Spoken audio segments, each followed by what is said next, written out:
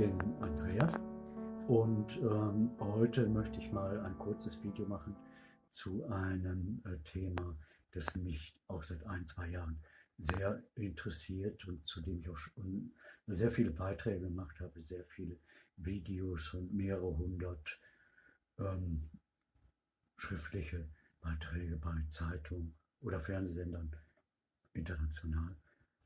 Und zwar das Turiner Grabtuch.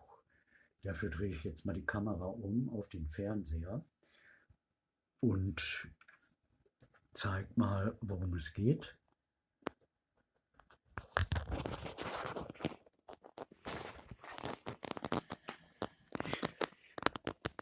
Dies hier ist, wenn man googelt, ich hoffe, der Ton ist laut genug, das Turiner Grabtuch, wo man davon ausgeht, dass das Tuch ist, in das Jesus nach der Kreuzigung eingewickelt, kann man nicht sagen, eingelegt wurde. Hier ist der Kopf, hier sind die Hände, die Arme, hier das Becken, die Beine. Dieses ist die eine Hälfte, die Vorderseite des Körpers, und diese Hälfte ist die Rückseite des Körpers. So, ich gehe mal nah ran. Das kann man aber jeder googeln. Auf Englisch Shroud of Turin, in Deutsch Turiner Grabtuch. Mir ist, als ich es das erste Mal sah, das war vor 2 Jahren, das ist in etwa dieses Bild. Ich schaue mal, ob ich das groß hinkriege. Das ist so, und da habe ich erst gedacht, ach, Leute, soll es ein Witz sein? Die Proportionen stimmen ja gar nicht, der Kopf stimmt ja gar nicht zu der Breite der Schultern, und die Arme erscheinen mir viel zu lang für den Körper, wenn er sie jetzt senkrecht ähm, runterhängen lassen würde. Bis wohin würden die Arme reichen? Und da war ich erstmal etwas irritiert. Außerdem sieht das hier oben so aus, als wäre hier oben ein Geweih quasi. Das ist jetzt, kommt durch das Tuch, oder hier oben soll ja die Dornkrone gewesen sein, aufgesetzt, und zwar nicht wie immer abgebildet in Kirchenbildern wie eine richtige Krone, sondern genau umgekehrt eine Haube aus Dorngestrüpp über den Kopf gestülpt und dann draufgeschlagen, damit es nochmal extra Wunden gibt. Diese Stellen sind Stellen, Brandlöcher, wo bei einem Brand Silber auf das Tuch getropft ist und hat diese großen Brandlöcher hinterlassen. Das Tuch ist im Fischgrätenmuster gewebt. Es soll 2000 Jahre alt sein. Und meine Überlegung, als ich es das erste Mal sah, war erstmal, dachte ich, das ist ein bisschen, sieht es aus wie ein Witz und das kann nicht die Wahrheit sein. Und dann habe ich aber mich immer mehr damit beschäftigt und ein paar hundert Stunden wohl, ich schätze wohl 200, 300, 400 Stunden habe ich mich mit dem Turiner Grabtuch beschäftigt. Dann habe ich mir die Bilder angeschaut. Secondo Pia, ein Fotograf, hat es im 20. Jahrhundert, 1870, 1880, hat er ein Foto davon gemacht, das erste Foto von dem Grabtuch.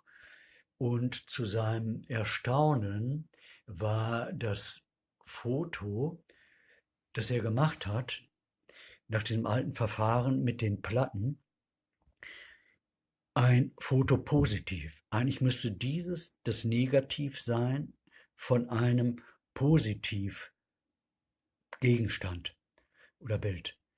Es ist aber genau andersrum. Dieses Bild ist ein Foto positiv und in dem Tuch ist das Negativ, wo alle Leute bis heute, auch Wissenschaftler, rätseln, wie ist das möglich. Hier sieht man nochmal deutlich dieses, was praktisch aussieht wie ein Geweih darüber.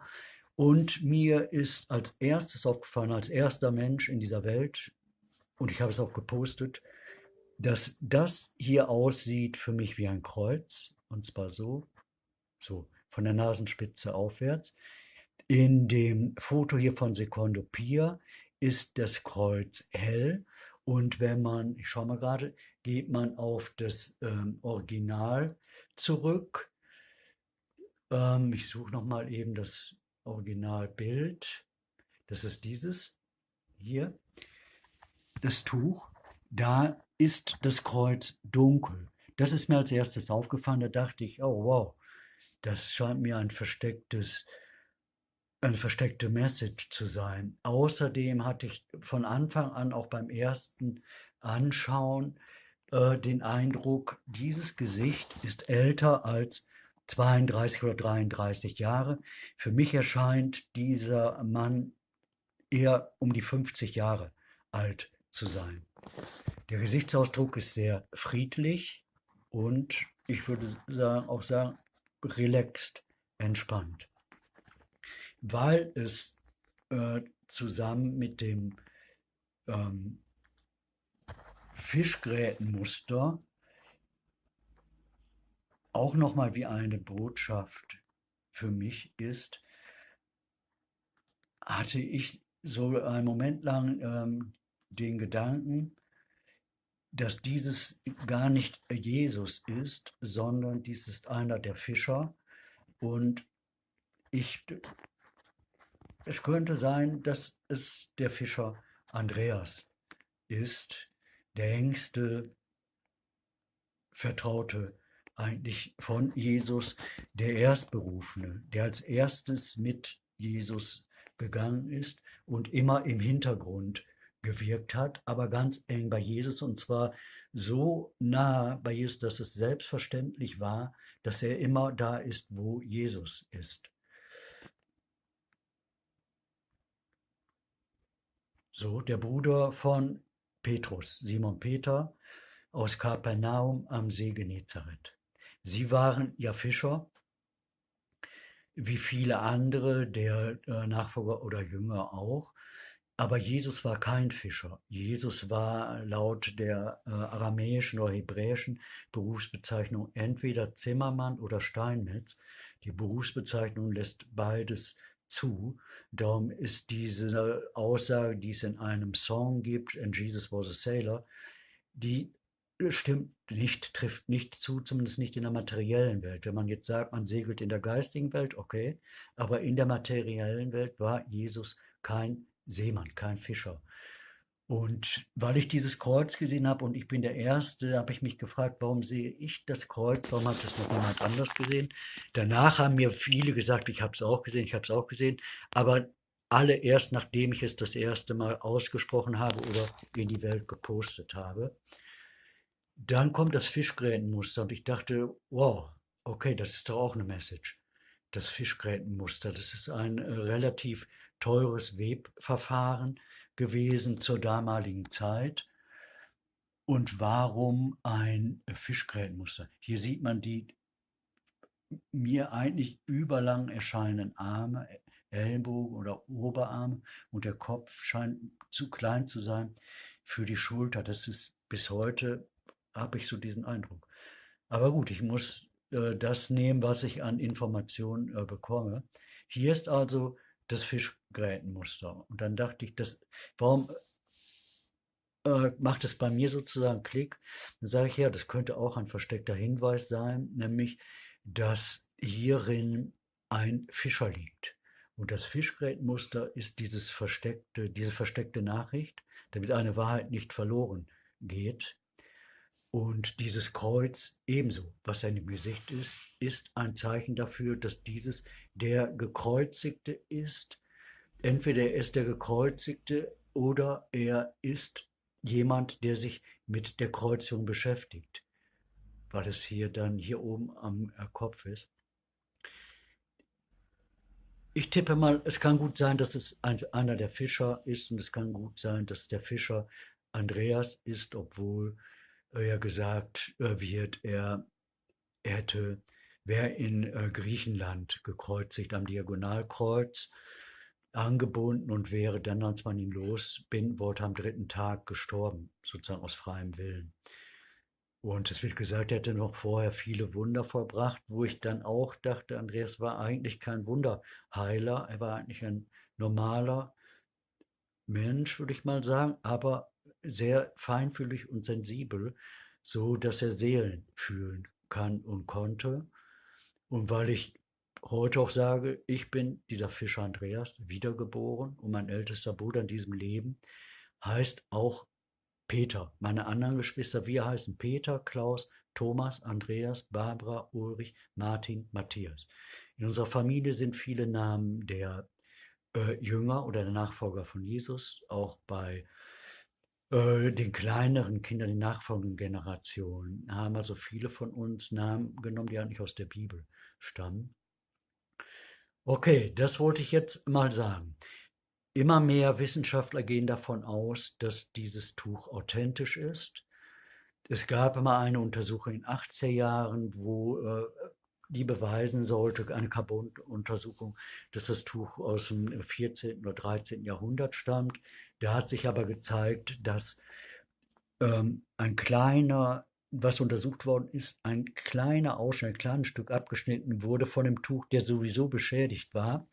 Der wurde untersucht und die Carbon-Untersuchung war verfälscht, weil zur Reparatur anderes Material, andere Fäden genommen wurden. Und darum waren neuere Fäden und alte zusammengekommen. Die haben insgesamt die Untersuchung verfälscht. Die jüngsten Untersuchungen jetzt aus den letzten Jahren auch zeigen eigentlich, dass dieses Tuch älter ist. Alte Malereien, die man jetzt gefunden hat, die aus dem 7. und 6. Jahrhundert stammen, zeigen ganz klar, basieren auf diesem Grabtuch. Also muss das Tuch viel älter sein als aus dem 13. oder 12. Jahrhundert.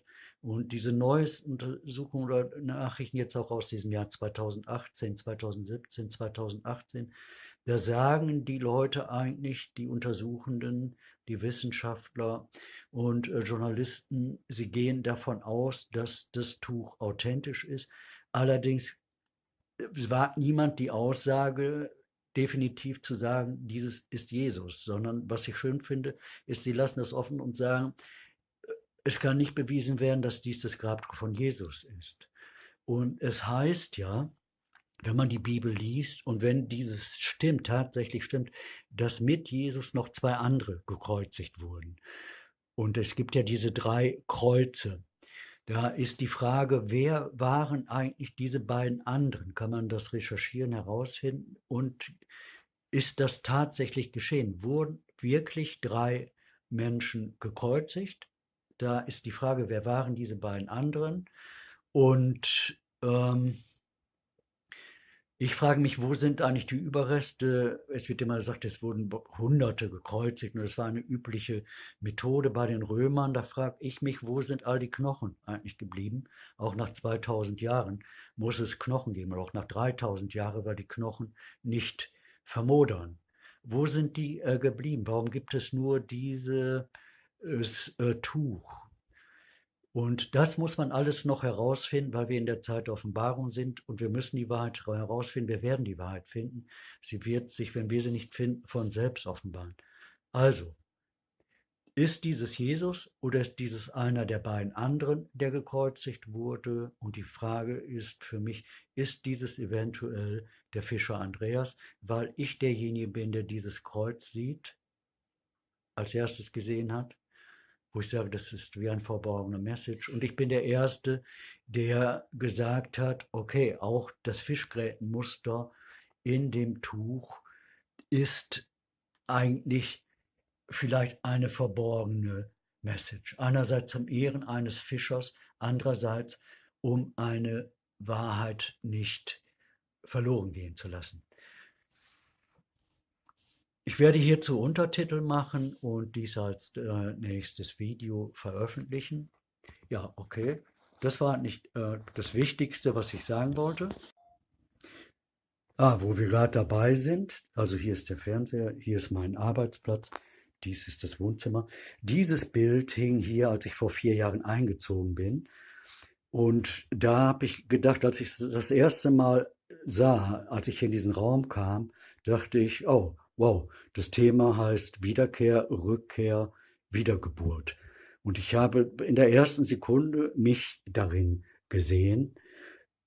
So ähnlich sah ich 19 in den 70er Jahren aus mit den Haaren und dachte, wow, das ist ja, das bin ja ich. Dieses Tuch ist gefaltet wie Engelsflügel. Wenn man hier mal schaut, so sieht es aus, als wäre es ein Flügel. Das ist ja kein Zufall, sondern das hat ja derjenige, der es gemalt hat, so gemacht. Das ist ein Hinweis. Hier sieht man die 3 Kreuze, von denen ich eben gesprochen habe. Hier sollen ja angeblich 2 Verbrecher, heißt es in der Bibel, mit Jesus gekreuzigt worden sein. Und ich frage jetzt mal die Welt und alle Wissenschaftler, wer waren die beiden? Hat es tatsächlich stattgefunden oder nicht? Weil ich auch einmal etwas gehört habe, nachts eine Stimme, die gesagt hat, du bist der Einzige, der jemals wirklich gekreuzigt wurde. Das würde ja alles total in Frage stellen, wenn das die Wahrheit ist. So, okay. Das war's.